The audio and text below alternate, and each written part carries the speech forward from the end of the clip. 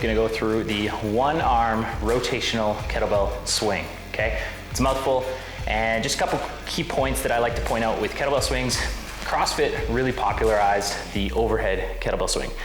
I don't generally like to teach that because for the most part, most people don't have the shoulder mobility to actually achieve that overhead position. So what ends up happening, in order to do that, they cheat through the low back, and this puts a little excess strain on the back. So the way I teach kettlebell swings, truthfully, it's a training tool. We're just getting that posterior chain or the back side of your body to activate, to work, to be explosive. And all you need to do is bring the kettlebell to about eye level, maybe slightly above eyebrow height.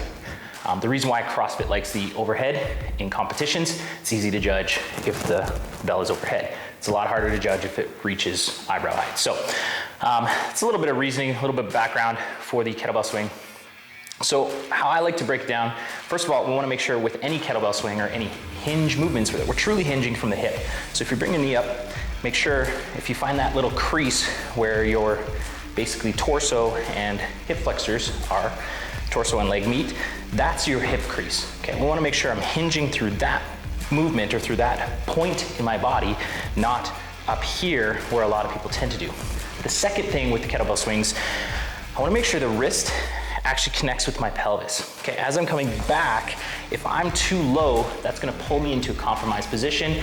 There is a tendency that people will round out at the back a little bit more. Again, more strain on the back. We don't necessarily wanna do that. We wanna make sure we're hinging through the hip and we're getting the glutes and the hamstrings doing the work, not the low back, okay? So, with the kettlebell swing, what I'm gonna do is when I come up, I'm gonna meet in the middle. So both my hands are gonna kind of get to eyebrow, eye height. When I go back, this is the rotational part.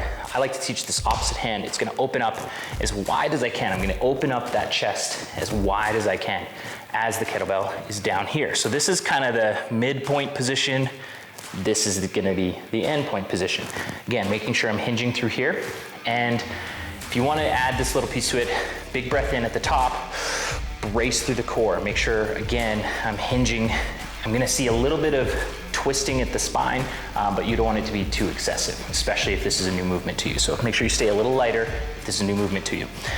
So setting up my feet about shoulder width apart. I like to teach people toes forward. Lots of reason for it. You can see some videos in the past, but I won't step on that today. Just think toes forward, feet about shoulder width apart, maybe slightly wider. Grabbing the kettlebell with one hand.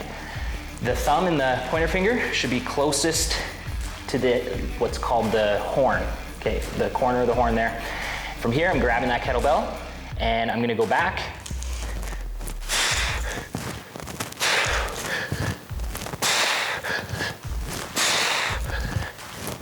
Notice I'm breathing at the top of each rep.